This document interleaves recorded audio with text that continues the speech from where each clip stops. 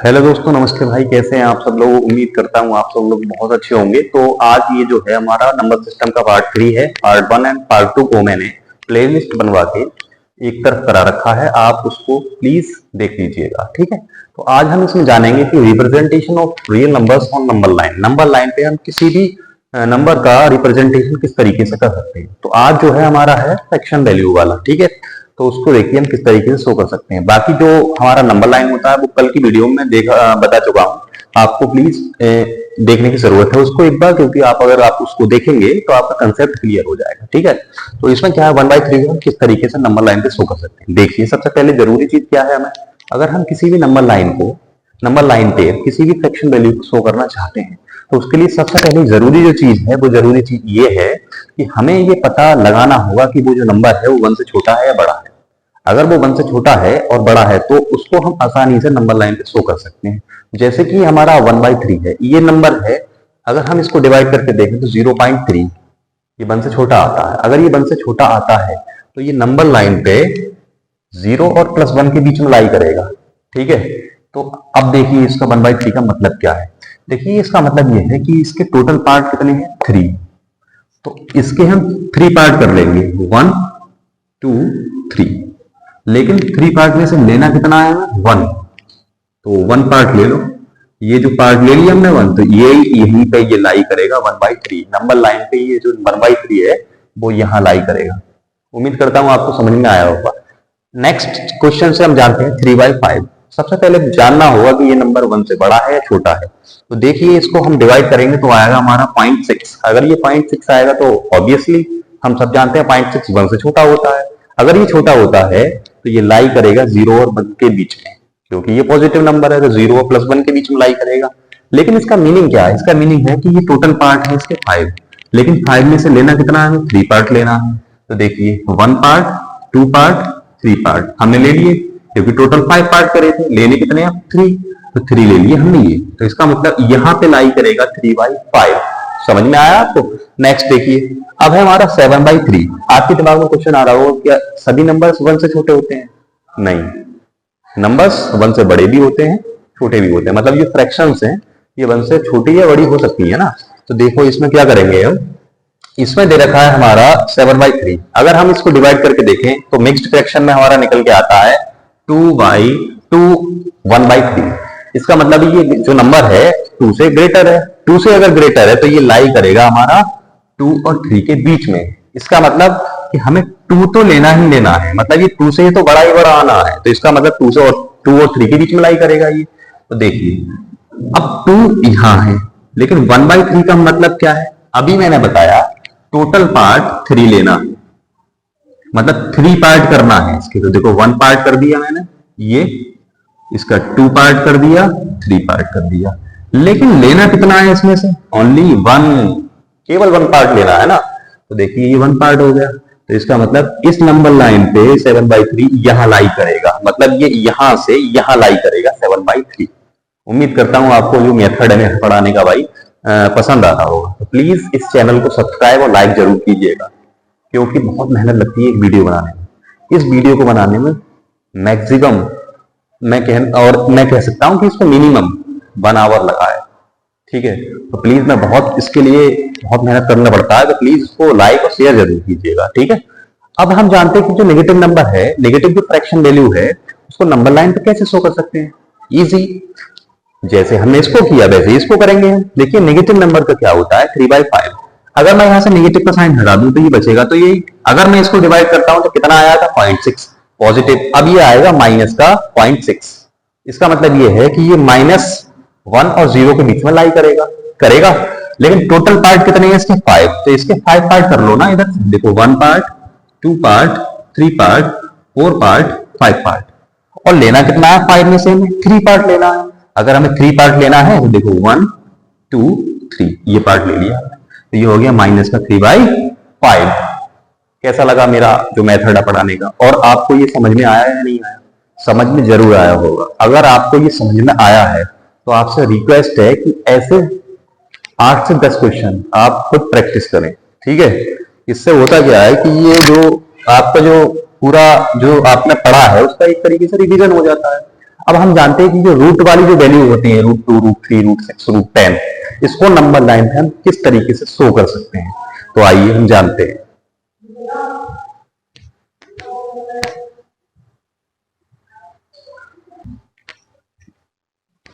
जी दोस्तों, तो अब हम जानेंगे कि जो रूट वाली वैल्यू होती है उसको हम नंबर लाइन पे किस तरीके से शो कर सकते हैं।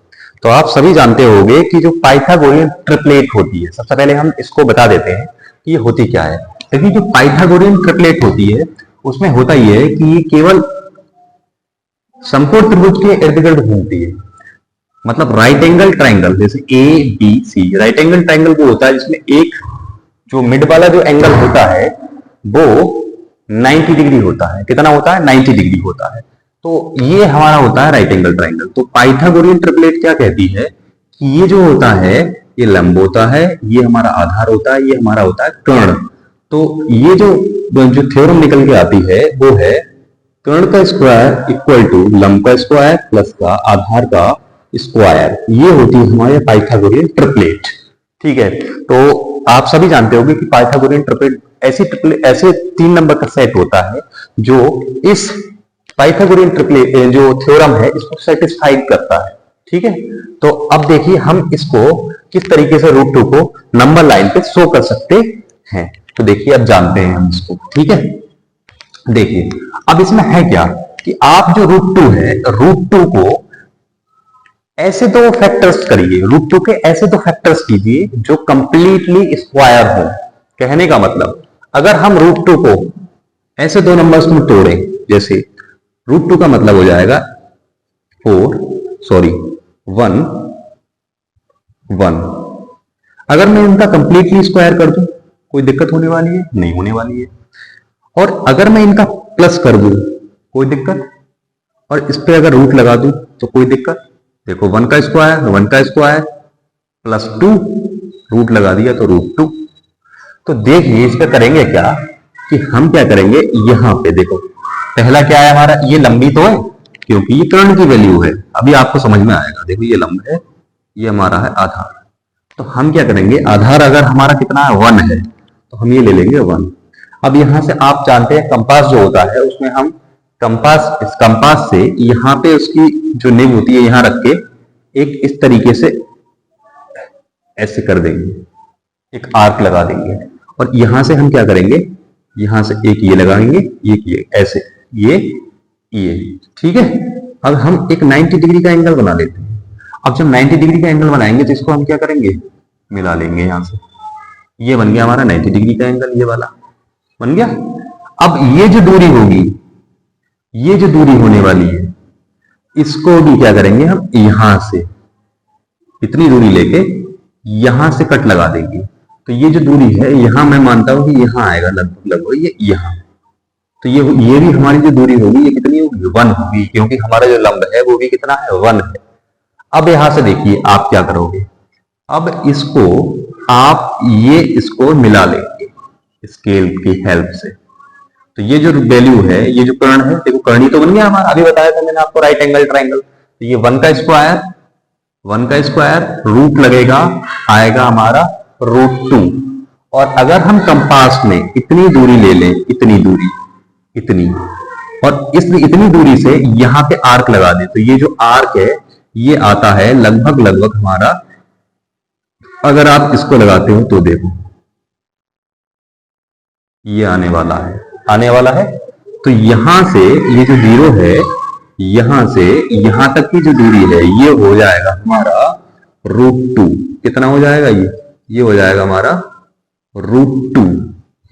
तो नंबर लाइन पे देखो हमने कितनी आसानी से रूट 2 को शो किया। अब हम नेक्स्ट जानते हैं कि जो हमारा रूट 5 है इसको हम नंबर लाइन पे किस तरीके से शो कर सकते हैं। बाकी और भी नंबर्स होते हैं, रूट 6, रूट 10 होते हैं, तो इसको किस तरीके से हम शो कर सकते हैं। तो देखिए आगे हम जानते हैं इसको हम किस तरीके से शो कर सकते हैं। ये हमारा है रूट 5। अब इसको भी हम रेस कर लेते हैं एक बार। देखिए रूट 5 को हम किस तरीके से शो करेंगे, तो वो है हमारा इस तरीके से। देखिए अब रूट 5 को भी हम इस तरीके से फैक्टर कर लेंगे कि ये कंप्लीटली स्क्वायर में तोड़ लेंगे हम इसको। तो एक हो जाएगा हमारा 4, एक हो जाएगा हमारा 5।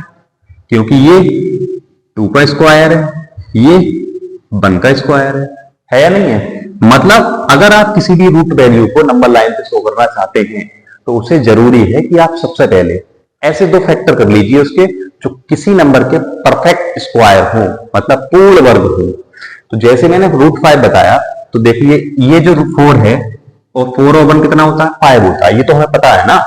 लेकिन अब ये हम ऐसे भी तो कर सकते थे कि भाई ये 3 ले लो और ये 2 ले लो, तब भी तो 5 हो जाएगा। लेकिन नहीं करना है ऐसा, क्यों? क्योंकि इसको तोड़ना उसी फैक्टर्स में है जो एक परफेक्ट स्क्वायर नंबर्स हो, मतलब पूर्ण वर्ग संख्याएं हों। तो ये पूर्ण वर्ग संख्या तो है नहीं, हम क्या करेंगे 4 और 1 में तोड़ लेंगे। 4 और 1 का मतलब 4 2 का स्क्वायर है, 1 का स्क्वायर है या नहीं है। अब इन दोनों को अगर मैं ऐड कर लूं, 2 का स्क्वायर प्लस 1 का स्क्वायर, 2 का स्क्वायर और प्लस 1 का स्क्वायर, अगर मैं इनको ऐड कर लूं तो आएगा तो 5 ही आएगा या नहीं आएगा। लेकिन अगर मैं इसके ऊपर रूट लगा लेता हूं तो क्या रूट 5 नहीं आएगा? आएगा या नहीं आएगा? आएगा। अगर आएगा तो हमारी बात यही आसान हो गई, क्या कि अगर ये लंब है, ये हमारा आधार है, तो हम क्या करेंगे कि ये जो है 1 यहां है, यहां से वही करेंगे हम जो हमने प्रीवियस क्वेश्चन में किया था। हम एक राइट एंगल बनाएंगे, ठीक है। यहां से क्या बनाएंगे, एक राइट एंगल, और इसको हम क्या कर देंगे, मैच कर देंगे। ये बन गया हमारा 90 डिग्री का।